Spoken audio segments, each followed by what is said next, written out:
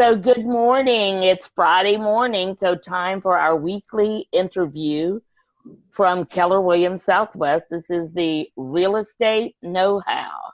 And each week we come to you as a podcast, a video podcast. And this month for May, our co-host and champion of charities is Kimbra V of the Kimbra V team. And she has a very special guest today, and I'm going to turn it over to you, Kimbra, and let you interview Paul, and I'll be right here watching and injecting any questions that I see. And so, Paul, welcome today, and Kimbra, take it away. All right, thanks, Sandy. And as mentioned, this is my special guest, past client, Mr. Paul Arden, who is a current resident of Pecan Grove Plantation, and moved here from the Dallas area, correct? Correct, yeah. And been about 3 years? Been a little over 3 years, yeah. After being in Dallas for about 35 years. So. Wow, so this was a big change for you. Change, yeah. Yeah. I never live here, and yet here I am. Gotcha. So what I wanted to share with our audience was, I think we had kind of a unique situation with, you know, how you found us, wound up working with my buyer specialist, Donna Jensen, and bought one of our listings, which can sometimes be a little different since Donna and I work together as a team. I wanted you to talk about like how you met us, came into contact with us, and what your experience was like working with a buyer specialist on a team. So, well, originally I was looking to rent. You know, I came down here, I was going to rent for about a year, and so I was looking on HAR for a place to rent, and the place came up in Pecan Grove that I was interested in. It was on the golf course. Looked really, really, really nice. And the house that I eventually bought was also on there as a listing, and one of my kids said, "Oh, Dad, you need to take a look at this one." I'm like, "No, I don't, actually." It was a more of a home for them than it was for me. And when I got to the house that I wanted to rent, it was already taken. So I went back over and looked at the house that Donna and I eventually worked a deal on, and looked up the name and called Donna and asked her about it. And we met at the house, and she told me she had some other listings in the area, because when I walked through the house, it was just a ridiculously large house for a single guy. But it was a beautiful home. But she just kind of, you know, she wasn't pushy. She didn't try to sell me on anything. She was willing to work. She knew the area very well, which was, for me, was an asset.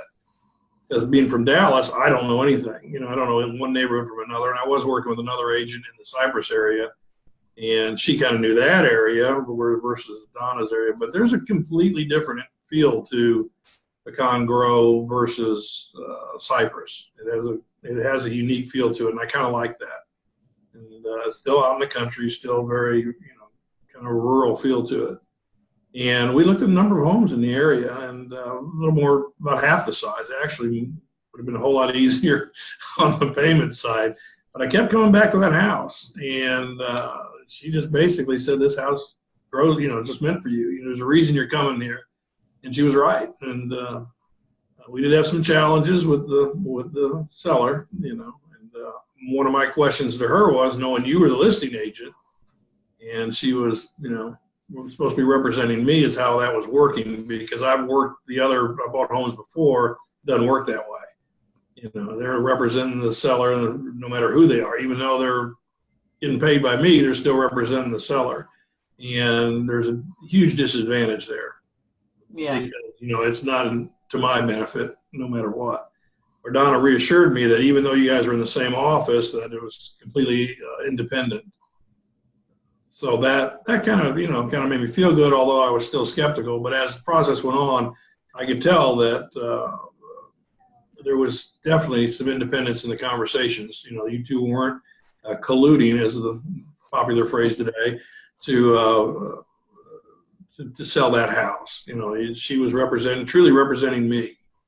And as process went on, I could tell that you were representing your client, and we know the history there. So I was very happy with the way it went down, because I've been in nightmare situations buying homes before, and this one, even though it had its challenges, went really smoothly.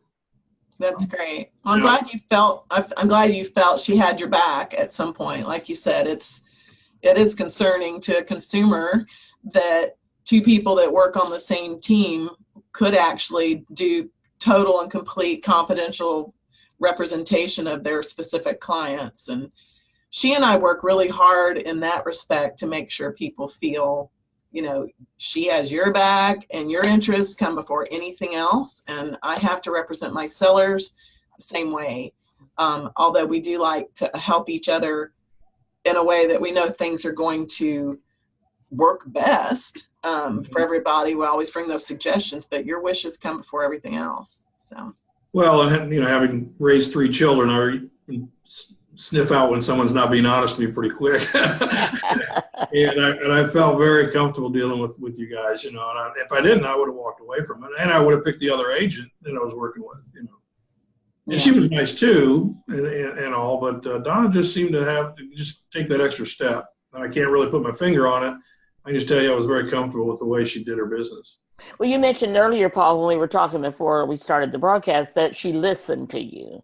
And I think that's very important note. And Kimber, I know that's how you operate, that you listen to what your client wants. I think that's critical. And Paul definitely sensed that she did listen to him. So I like that. That was a learned thing. I came to this business thinking I just needed to talk more. And over time I've learned, nope, I need to listen more.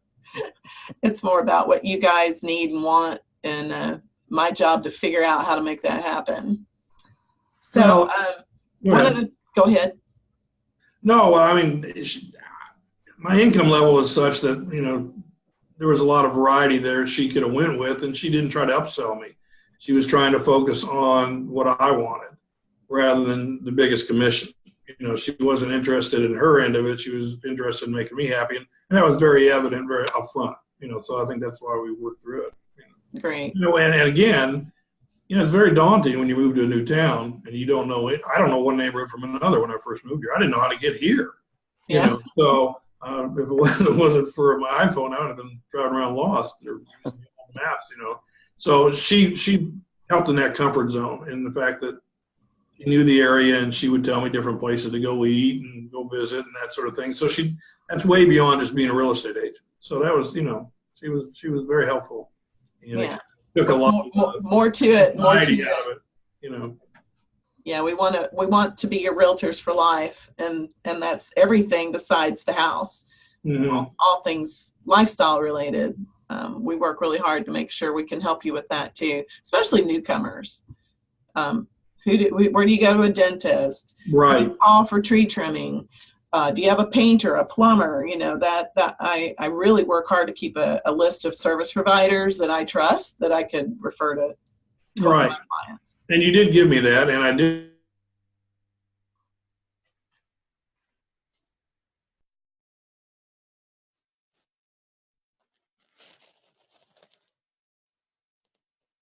To call her up, and she would recommend people here and there. And of course, we had your list from the closing. That was very helpful with the different people in the area. And I'm pretty loyal to trying to use people locally. So that was good. And she knew everybody. You both did actually, and it also helped that knowing she lived in the neighborhood. She was also that meant a lot to me. That she just wasn't talking about the neighborhood. She was walking the walk. She lived there. Had some vested interest in the neighborhood. So. And we work hard at being quote unquote the area specialists, and I feel like consumers would do their best to choose people that are specialists in their areas. You're just going to have layers and layers of information that an agent out of their zone is going to be able to deliver. Mm-hmm. And that's one of the reasons we feel like a lot of people seek us out when they're looking in our area. Right. Now, the other reason I called you in today is we did have besides the unique intermediary relationship we had, that's what we call when two agents are working for the same broker and working for two different clients. We had a unique almost disaster right before closing that I think will always be burnt in my memory of wow, that could have gone a whole nother direction. Yeah. So do you mind expanding on that? And then I'll kind of interject my backstory of what we did for you. Yeah, I'll keep it brief. I mean, obviously we'd had some challenges with the seller because it was a young brother and sister team, I guess, and they wanted to get rid of the house. So there was a lot of negotiations going on there. So we get all that worked out, and it was rather complicated. And we're, a couple of days from closing, and I get a phone call from Donna. Actually, I think it was a text, and it said we had an event last night with the Mud District. Well, like I told you earlier, I don't know what a mud district is. I don't know what the mud is because we don't have that in Dallas.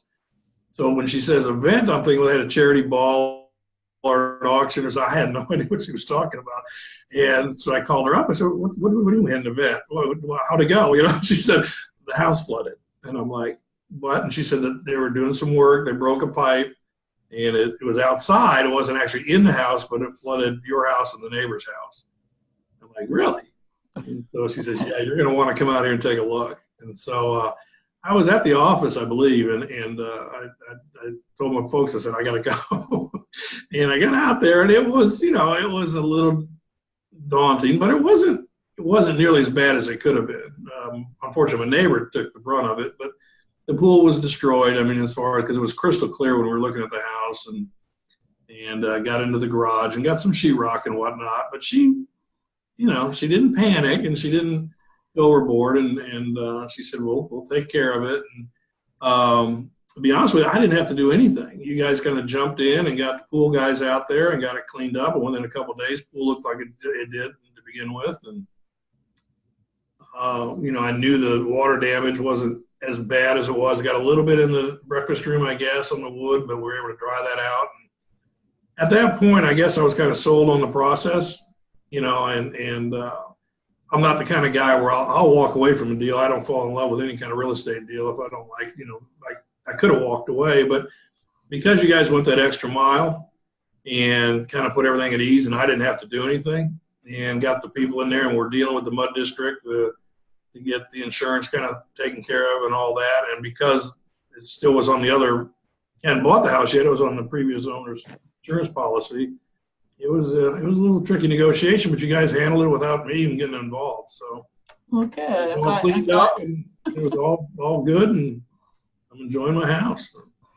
Great. Even though you don't want to go through a near quote unquote disaster, when it does happen and you see how it's handled, it's just a plus then that you feel taken care of. I think that's a great story. I love that story. Well, and a lot of real estate agents, they're working for that 3 to 8%, whatever their commission is. I will tell you that Kimbra and Donna earned their commission on this one.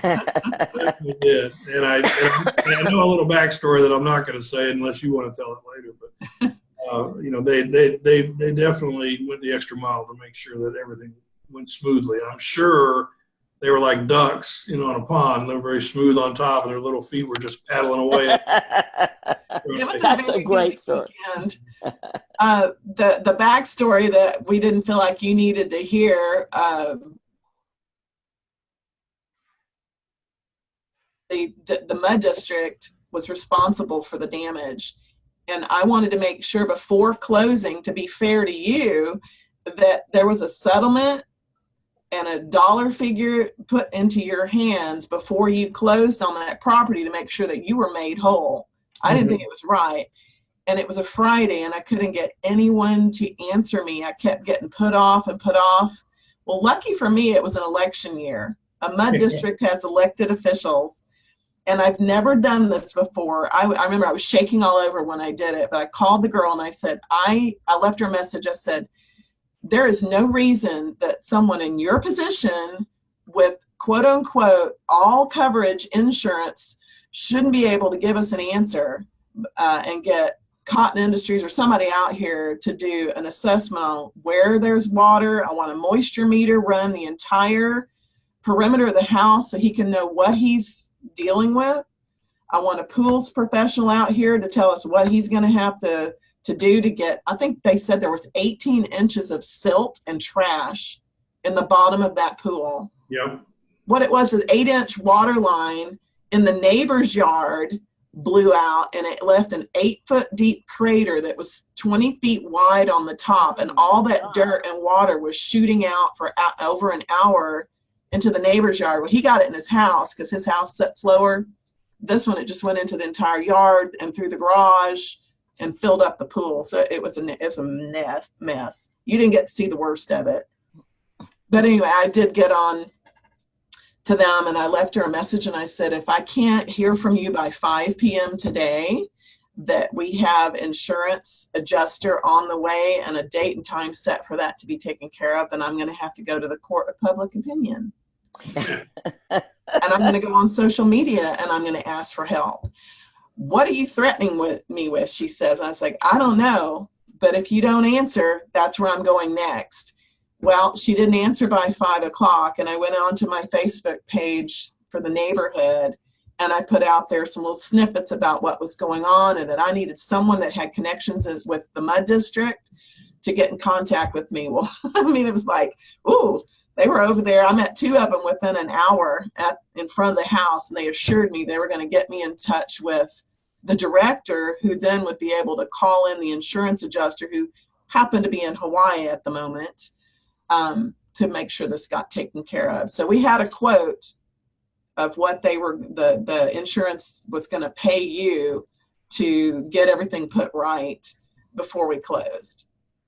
I learned a lot too, and I will say every transaction has its unique issues that I learned something with every sale and purchase.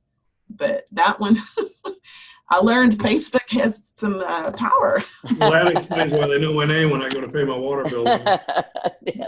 They recognize that name. Yeah, Mr. Arden. Exactly. Well, this is great. Any final things you guys want to talk about, Kimbra? I wanted to also mention that we've had past client events and stay in touch with Paul for lots of reasons.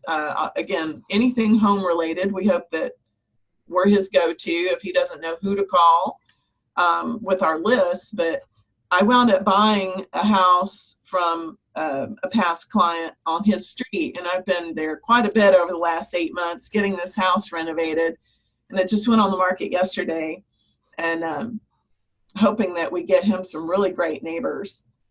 Is it right next door to him, or just down the... Luckily for him, it was 3 doors down, because there was a lot of construction issues with trucks and trash, and as those things go. They actually did not disturb the neighborhood as much as you think they disturbed the neighborhood. They were very conscientious. Having seen the house when you put it up for sale and seeing what you did to it, it's really amazing. It has transformed. It's a beautiful home. It really is a gorgeous house. Well, great. I hope it attracts. Somebody's going to be very happy with it, you know. Yeah. I wanted to put that house in its best shape for all the neighbors. I invited all the neighbors down because I felt like everybody had been impacted in some way and deserved to be thanked for putting up with construction. Obviously, it increases my property value too when you do update a home like that and make it more relevant. And all I ask is that you just get some nice neighbors in there. I know. That's your prerequisite. Super. Well, I appreciate you taking the time to come in, Paul. I enjoyed it. Appreciate you asking me. Share the story. And you know what I love is it's not like you just bought the house last week. This is 3 years ago, and things are still, you still have that relationship with your real estate agent, who the buyer and the seller. So I think that's great. That's a great story, Paul. Thank you very much for sharing that with us. You're welcome. So we look forward to seeing you again sometime on another episode of our podcast. And Kimbra, I think that's awesome. Thanks for bringing Paul, and that's a great story. And I know Kimbra has some great stories. I've been working with her now for a few years, and love the way she takes care of her clients. So thank you both, and thank you all for listening and watching another Keller Williams Real Estate Know-How. So thank you very much for joining us today. Thank you. Bye-bye.